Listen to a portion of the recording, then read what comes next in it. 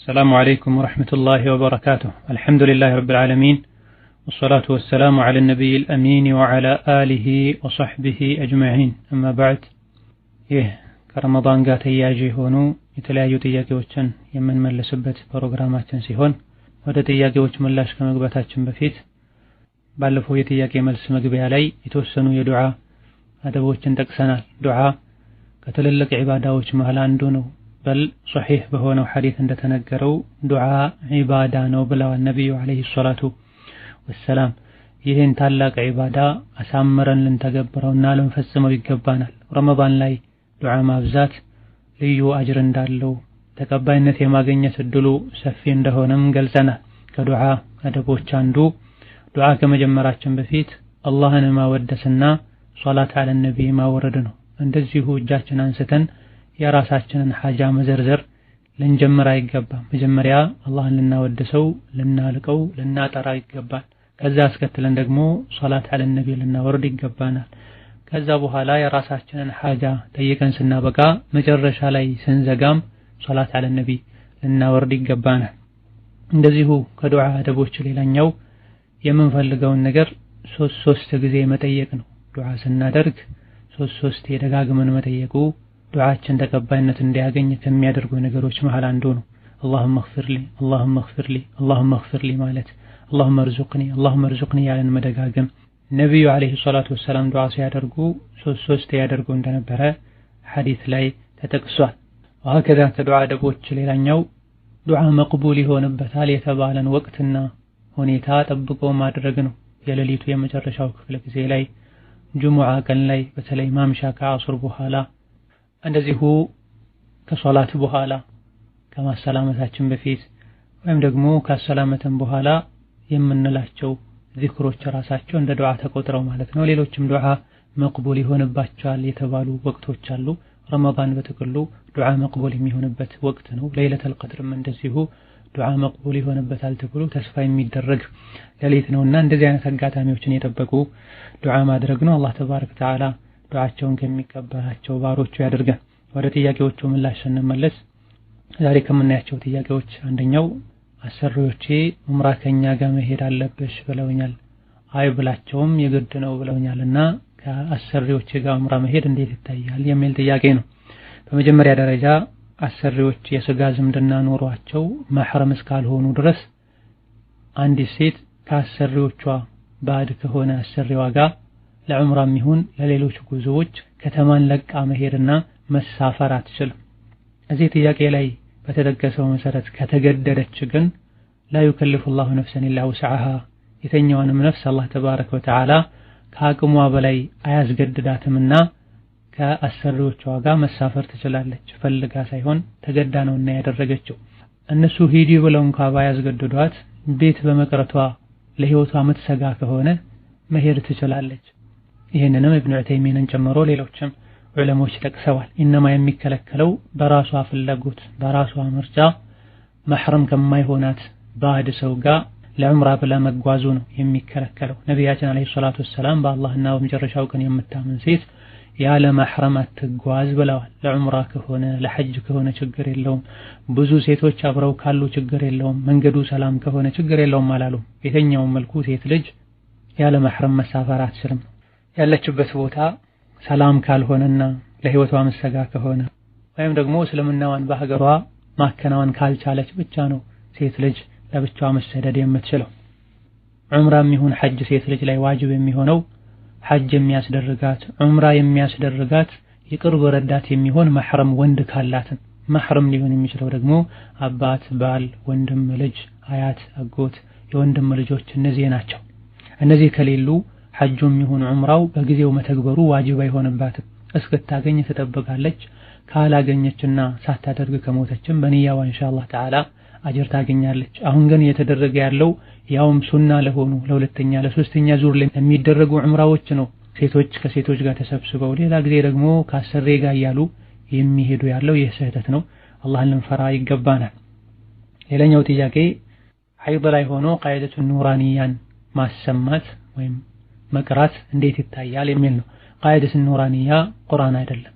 ቁርአን ሐይድ ላይ ሆኖ መቅራት አይቻልም የሚሉ ዑለሞች ዘንድ እንኳን ቢሆን ቃይደት ኑራንያን መቅራት፣ የተፍሲር ክታቦችን መቅራት፣ የዕልም ክታቦችን ማገላበጥ ሐይድ ላይ ላለች ሴት አይከለከልም፣ በጓንትም ያለ ጓንትም ማለት ነው። በመሆኑም እዚህ ላይ ለተጠየቀው ጥያቄ ምላሹ ሐይድ ላይ ሆኖ ቃይደት ኑራንያንም ይሁን ቃይደት አልበግዳዲያንም ይሁን ሌሎችንም ቁርአን መማሪያ መጽሐፎችን ይዞ መቅራትና ማስቀራት ምንም ችግር የለው። ቁርአንን ራሱን መቅራት ይቻላል አይቻልም? ይህ ነው በዑለሞች መሃል ሰፋ ያለ ኺላፍ ያለበት። እዚህም ጋር ይህን አስመልክቶ ሁለት ጥያቄዎች ቀርበዋል። ቁርአንን በጓንት መቅራት ይቻላል ወይ? ቁርአንን በሞባይል መቅራት ይቻላል ወይ የሚል ጥያቄ ቀርቧል። የከለከሉ በርካታ ዑለሞች አሉ። ነገር ግን ራጂሑ ከማስረጃ አንፃር ጠንካራው ሐይድ ላይ ያለች ሴት ቁርአን ብትቀራ ምንም ችግር የለውም።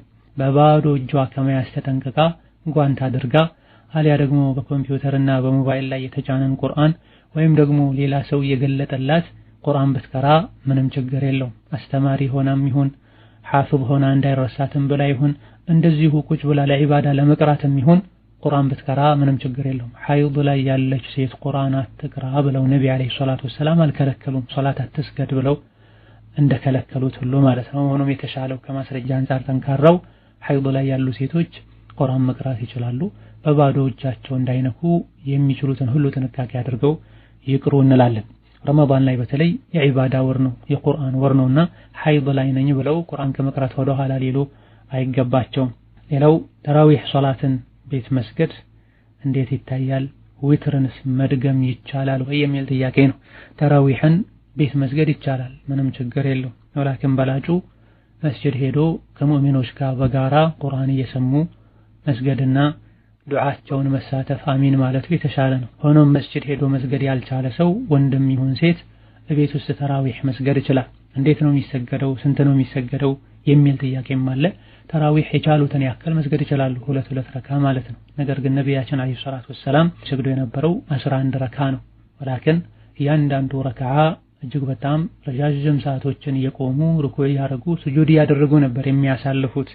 የቻለ ሰው በዚህ መልኩ አስረዝሞ የቆመ አስረዝሞ ሩኩዕና ስጁድ ያደረገ 11 ረካ መስገድ የቻለ ሰው የሚመረጠው ይሄ ነው።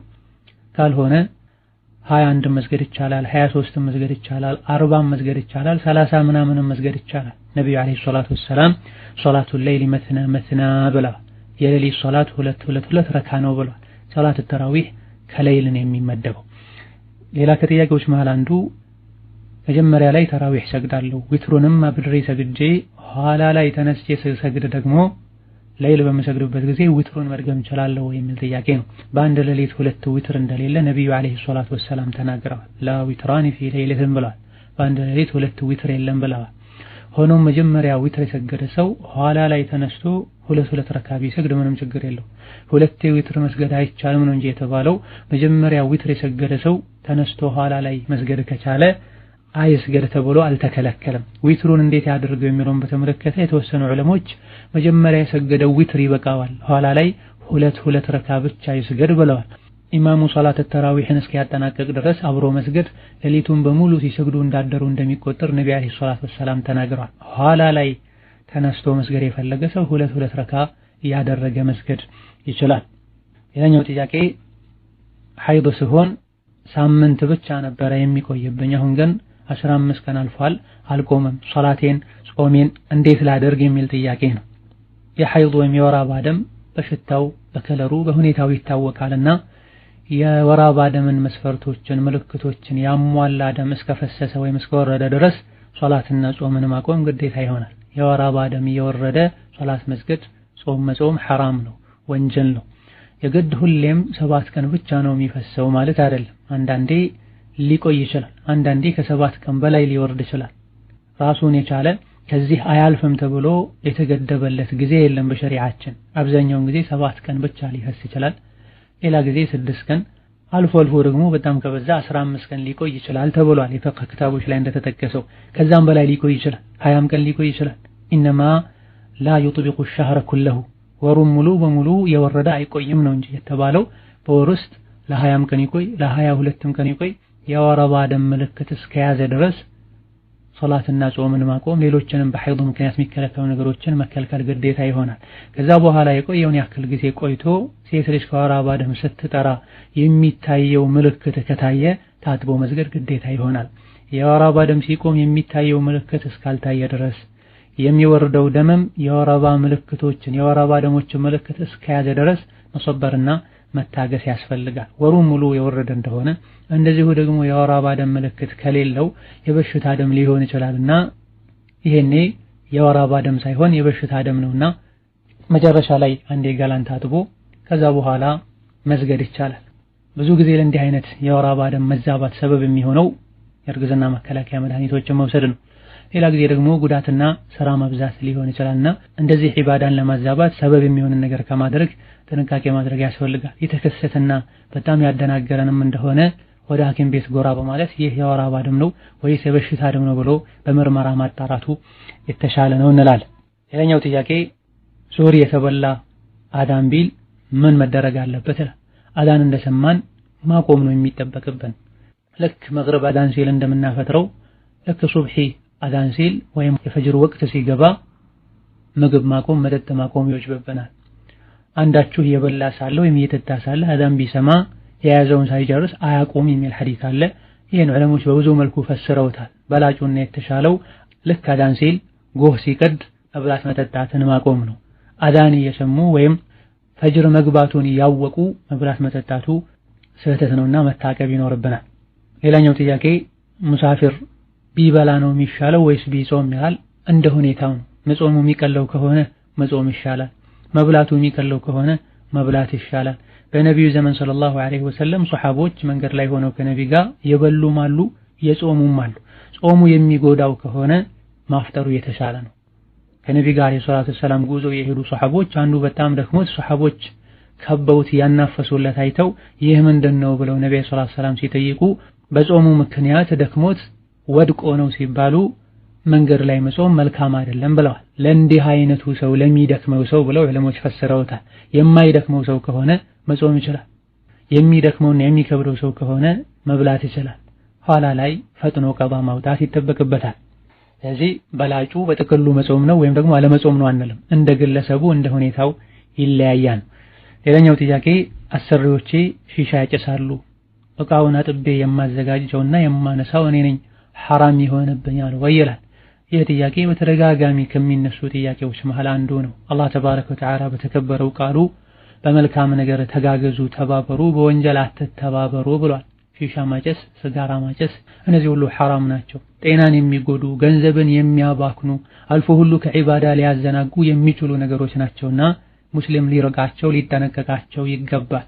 ይሄን የሚሰሩ ሰዎችን ማገዝ፣ ጫቱን ስጋራውን ገዝቶ ማምጣት፣ ሺሻውን አዘጋጅቶ ማቅረብ እነሱን ወንጀል ላይ ማገዝ ነው። ወንጀልን መስራት እንደሚከለከለው ሁሉ ወንጀል ላይ ማገዝም ይከለከላል። ለጥያቄው ምላሽ አዎ ይህ ተግባር ሐራም ነው። ከእንዲህ አይነቱ ስራ መታቀብ ግዴታ ይሆናል። ሌላኛው ጥያቄ ኒቃብ ለብሼ አረቦች ቤት እሰራለሁ፣ እጀ ጉርድ የሆነ ልብስ ነው የምለብሰው፣ ይህ እንዴት ይታያል? ኒቃብ የተደነገገው ወይም ሒጃብ ሙሉ በሙሉ የተደነገገው ሴት ልጅ ራሷን ከአጅነቢ ወንድ ለመከለል ለመሰተር ነው። በተቻለን ያክል ሒጃባችን ሸርጡን ያሟላ ቁርአን ላይ ሐዲስ ላይ የተነገረው ሱሐቦች ይለብሱት የነበረው አይነት ሒጃብ ሊሆን ይገባዋል። ይህንንም ለማሳካት ጥረት ማድረግ ይጠበቅብናል። ሴት ልጅ በኒቃብ ፊቷን ከሸፈነች እግሮቿን በካልሲ መሸፈን፣ እጇን በሙሉ ልብስና በጓንት መሸፈን ይጠበቅባታል። ጥያቄው ላይ በተነገረው መሰረት እጁ ጉርድ የሆነን ልብስ ለብሶ መስራት እንዴት ይታያል? አካባቢው ላይ ወንድ ካለ ይከለከላል። ሴት ልጅ እጆቿን እግሮቿን ማሳየት አይፈቀድላትም። ቦታው ላይ አጅነቢ ወንድ ከሌለ ምንም ችግር የለውም። ለስራ እጅን መግለጥ ከተገደዱ ገልጠው እየሰሩ ወንድ በሚያልፍበት ወቅት ላይ ወይም ወንዶች ይመጣሉ በሚባልበት ወቅት ላይ ለመሸፈን ጥረት ይደረጋል። በቻላችሁት ያክል አላህን ፍሩን የተባለው ሙሉ በሙሉ በታዘዘው መሰረት መሸፈን አልቻልኩምና የቻልኩትን ያክል ተዋለው አይባል። የቻላችሁትን ያክል ልበሱ። በተቀረው አላህን ተባረከ ወተዓላ ፍሩ። ሁኔታውን አላህ እንዲያመቻችላችሁ በታዘዘው መሰረት ለመልበስ እንዲያበቃችሁ ዱዓ አድርጉ። هذا والله تعالى أعلم። ለዛሬ በእነዚህ እናበቃለን። የተቀሩ ጥያቄዎችን በሌላ ፕሮግራም እንመልሳለን። ወሰላሙ አለይኩም ወራህመቱላሂ ወበረካቱሁ።